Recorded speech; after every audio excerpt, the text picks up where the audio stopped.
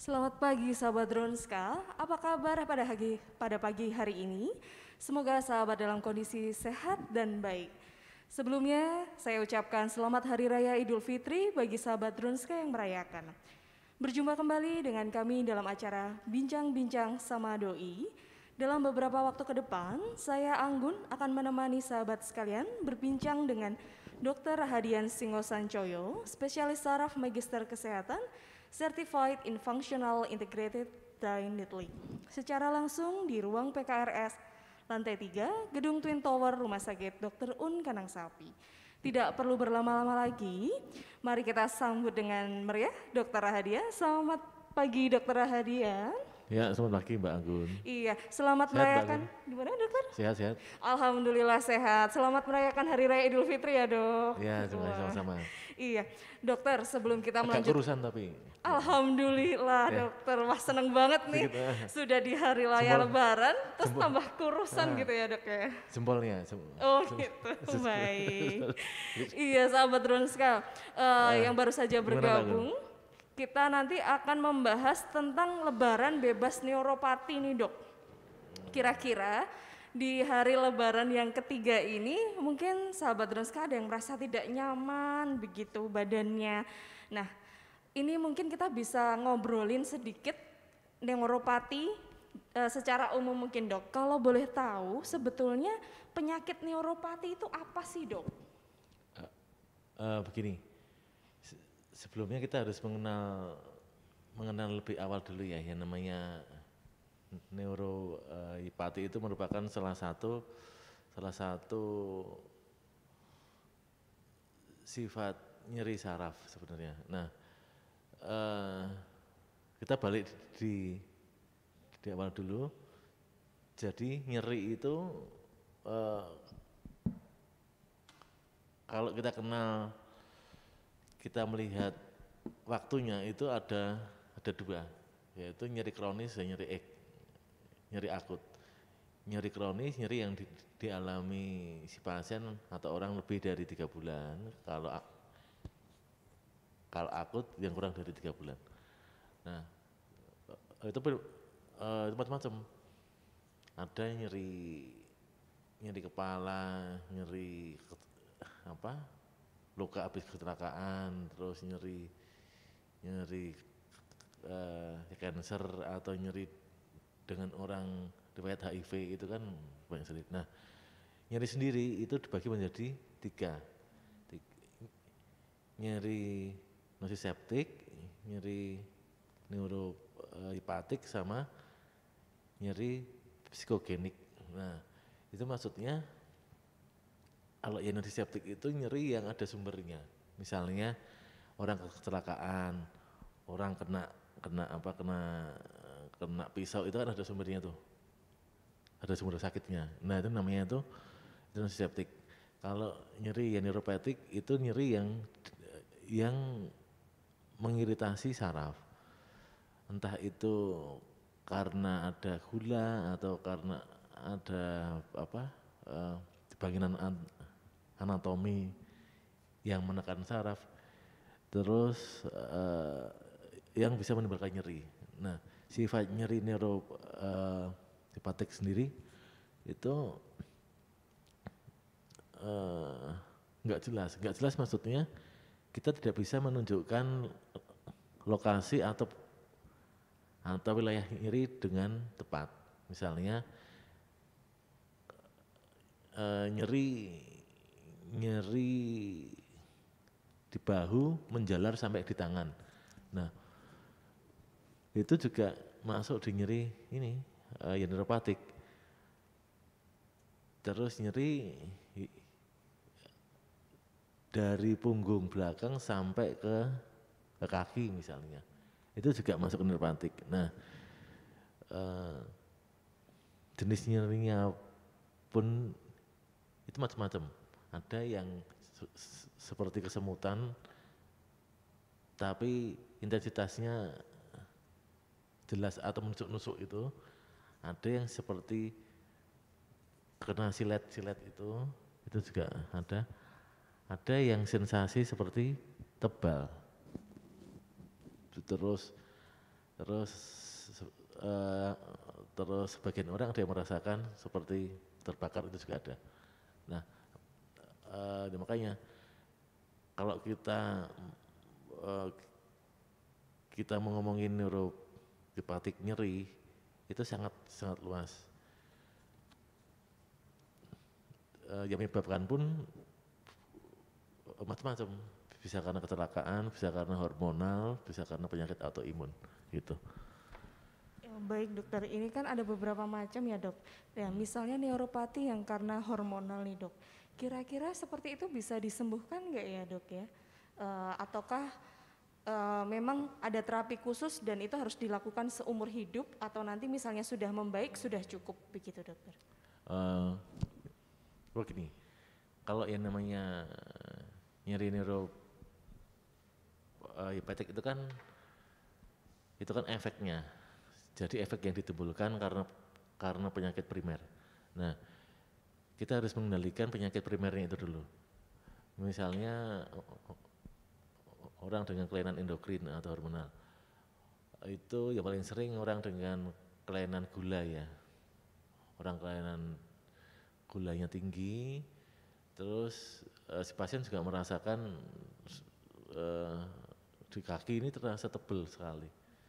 Tebel, kadang kesemutan, kadang seperti di sayat-sayat silat itu, tangan-tangan juga di ujung-ujungnya dia kesemutan, enggak enak. Nah, ini kalau kita menanyakan, oh ini bisa sembuh enggak? Nah, kalau segi sarafnya memang kita cuma bisa mengontrol atau memperbaiki, tapi untuk menyembuhkan kita harus bisa mengendalikan dulu penyakit primernya, yaitu gulanya dulu. Nah itu, selama si gula itu dia terkontrol, dia stabil, saraf itu akan mengikuti. Kita memberikan nutrisi saraf, memberikan fisioterapi, memberikan intervensi nyeri, sehingga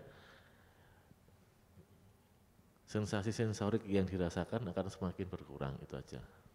Baik dokter, dokter ini ada juga pertanyaan dari sahabat Droniska atas nama Christina Kusuma. Saya sering menggunakan komputer dok, terutama fokus pada memegang mouse hingga bahu menjadi nyeri. Apakah itu termasuk juga neuropati dan apa yang harus saya lakukan untuk mencegah rasa nyeri berulang? Oh ya, itu masuknya juga nyeri neuropati ya. Itu yang dilibatkan adalah otot leher, terus sampai di saraf medianus atau saraf yang melewati pergelangan tangan. Nah, yang paling sering memang orang dengan overuse atau penggunaan yang berlebihan di pergelangan tangan itu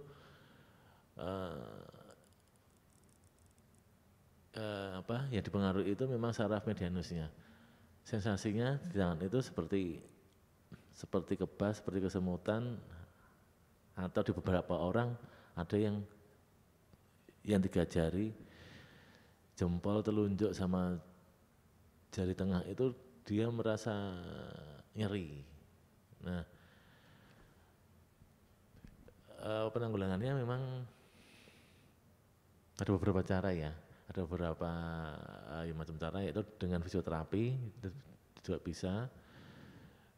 Lebih sempurna kalau kita mix semuanya, fisioterapi dengan pengobatan, terus dengan dry needling, itu juga bisa. Itu sangat mempercepat itu. Nah, terus habit atau kebiasaan harus kita rubah. Selama pengobatan sudah benar, terus intervensi atau exercise sudah benar, enggak disertai dengan habit yang dirubah, itu akan berulang lagi nanti. Yaitu kalau dengan mouse yang paling sering kita beli ganjalan buat tangan itu. Nah, sehingga si posisi di pergelangan tangan itu dia lurus jajar, enggak nekuk gitu loh. Nah, itu sangat mengurangi nanti. Oh gitu ya dok ya, berarti untuk Kak Kristina nanti berarti bisa disiapkan untuk bantalan mouse-nya ya dok ya, biar tangannya nanti tetap lurus, tidak Itu banyak itu mengurangi yang nyerinya jual, juga ya dok ya. Jadi memang penyakit-penyakit ini atau nyeri-nyeri ini juga bisa disebabkan karena habit atau kebiasaan juga ya dok ya. Benar. Betul. Nah ini juga ada dok, mungkin ada sedikit pertanyaan lagi. Kira-kira tips aman berolahraga untuk penderita neuropati yang misalnya memiliki sering kebas kaki atau tangan, itu apakah harus menyesuaikan dengan diagnosa penyakitnya ataukah bisa secara umum gitu dok? Oh ya, seperti yang saya sampaikan tadi, kalau neuropati itu kan gejala yang ditimbulkan, itu merupakan gejala. Nah, kalau kesemutan di tangan dan di kaki itu nanti kita lihat dulu main cause-nya dia apa, yang menyebabkan utamanya itu apa. Apakah ada jepitan di leher atau di punggung bawah. Nah, itu olahraganya sangat-sangat berbeda ya dengan orang-orang yang masih normal. Kalau ada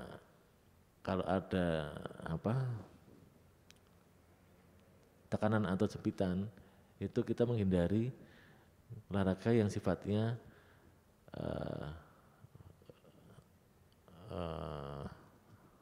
angkat beban misalnya, angkat beban, terus aerobik, loncat-loncat itu enggak boleh.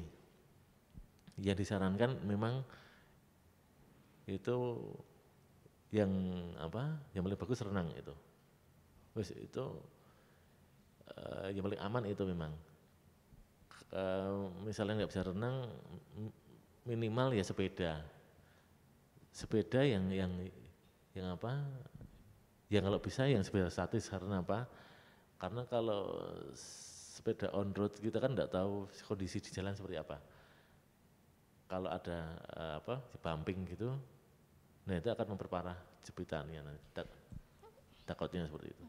Baik, berarti untuk sahabat Drunska, seperti yang diinformasikan oleh Dokter Hadian, bahwa untuk olahraga mungkin bisa dipilih untuk berenang atau menggunakan sepeda taktis, sehingga untuk menghindari bumping tadi ya dok ya, sehingga memperparah untuk nyerinya. Nah, bagi sahabat Drunska yang ingin bertanya lebih lanjut, bisa sekali untuk konsultasi dengan Dokter Hadian ya dok ya. Bisa langsung datang ke Rumah Sakit Dr. Un Kandang Sapi, karena Rumah Sakit Dr. Un Kandang Sapi tetap aman karena melakukan pemisahan area pasien dan pengunjung sejak tahun 2017, dan tentunya rumah sakit melakukan protokol kesehatan mulai dari pengecekan suhu seluruh pengunjung dan karyawan, wajib mencuci tangan, memakai masker dan menjaga jarak. Dan bagi sahabat Drunska yang mungkin tidak bisa berkunjung langsung ke rumah sakit, bisa melakukan konsultasi secara online melalui telemedicine. Untuk jadwal telemedicine Dokter Hadian setiap hari Senin sampai dengan Sabtu ya dok, pukul 1 siang. Dan untuk pendaftarannya sahabat Drunska bisa akses di website rajal.drunska.com.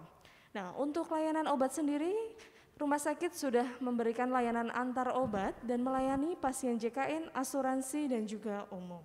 Jika sahabat Drunska memerlukan pemeriksaan organ tubuh secara mendalam seperti pemeriksaan otak, pembuluh darah, empedu, mata ataupun tulang dan otot, bisa melakukan pemeriksaan menggunakan magnetic resonance imaging dengan penunjang MRI 1,5 Tesla. Selain itu, rumah sakit juga sudah menggunakan teknologi CT scan 128 slice, di mana gambaran pemeriksaan lebih jelas dan mendalam.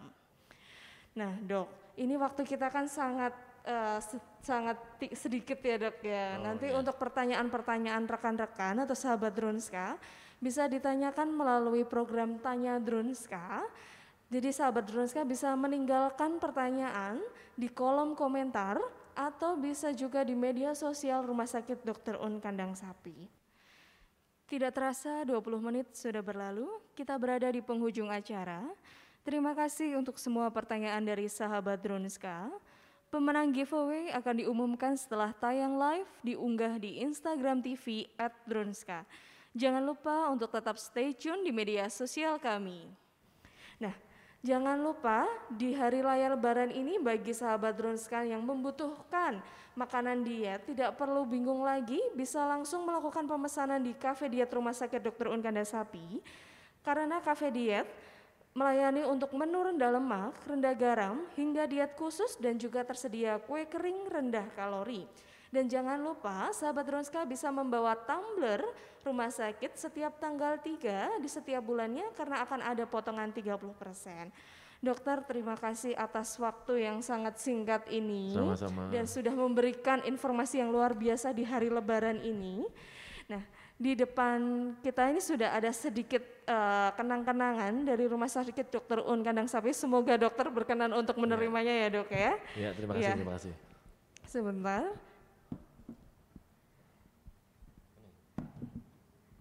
Di sini ada kaos Dronska Tetap Aman. Di sini kami ingin menyampaikan pesan bahwa Dronska tetap aman untuk dikunjungi oleh seluruh pasien atau pengunjung. Akhir kata, di sini kami ingin mengucapkan terima kasih atas informasi yang diberikan oleh Dr. Rahadian di pagi hari ini. Untuk sahabat Dronska tetap lakukan 5M, memakai masker, menjaga jarak, mencuci tangan, mengurangi mobilitas, dan juga menghindari kerumunan. Ingat, tunda mudik dan kami mohon maaf apabila ada salah dan kata. Selamat merayakan Hari Raya Idul Fitri. Sampai jumpa di Bincang-Bincang Doi edisi berikutnya.